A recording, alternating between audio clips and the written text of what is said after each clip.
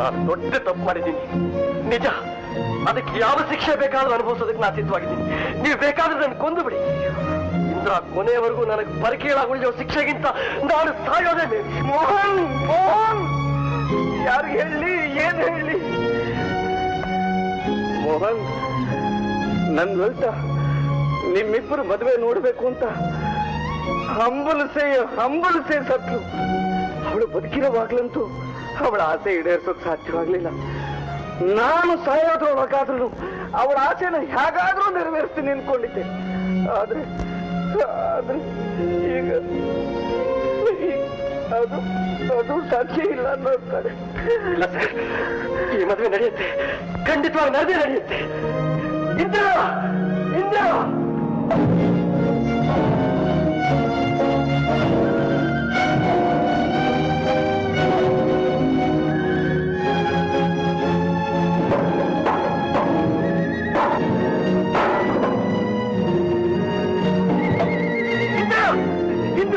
ಅದು ನಮ್ಮಿಬ್ಬರ ಪ್ರೇಮ ಸಂಕೇತ.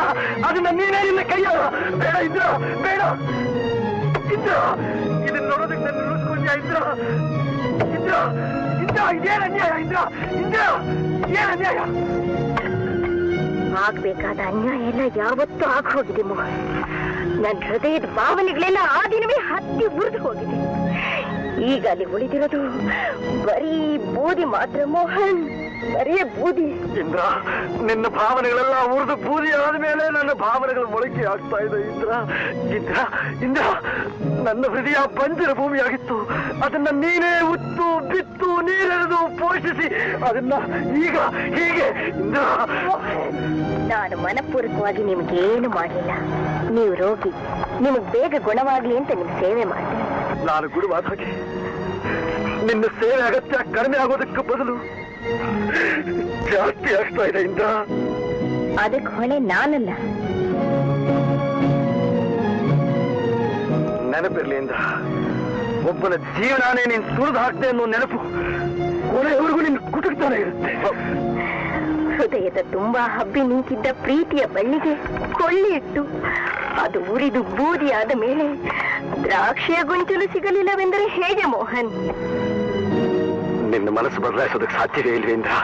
ಇಲ್ಲ, ಬದಲಾಯಿಸಲು ಕಾರಣವೂ ಇಲ್ಲ ಮೋಹನ್. ಗಿರಿಗೂ ನಿಮಗೂ ನನಗೇನೇನೂ ವ್ಯತ್ಯಾಸ ಕಾಣ್ತಾ ಇಲ್ಲ. ಗಿರಿಯನ್ನು ನಾನು ಯಾವ ದೃಷ್ಟಿಯಿಂದ ನೋಡ್ತಾ ಇದ್ದೀನಿಯೋ ಅದೇ ದೃಷ್ಟಿಯಿಂದ ಮಾತ್ರ ನಿಮ್ಮನ್ನು ನೋಡಬಲ್ಲೆ.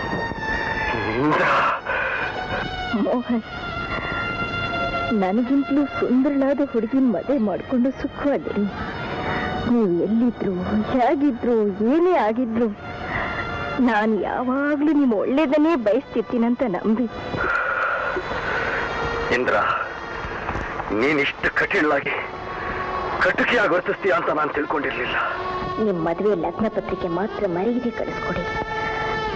ನಾನು ಎಲ್ಲಿದ್ರು ಖಂಡಿತ ಬರ್ತೀನಿ. ನಾನು ಹೊಟ್ಟೆ ಹೊಸೋದಕ್ಕೆ ನೀನೇ ಅಲ್ಲಿಗೆ ಬರ್ಬೇಕಾಗಿಲ್ಲ. ನಿಮ್ಮಿಷ್ಟ. ಇದೇ ಕೊನೆ ಮಾತೆ ಇಂದ್ರ.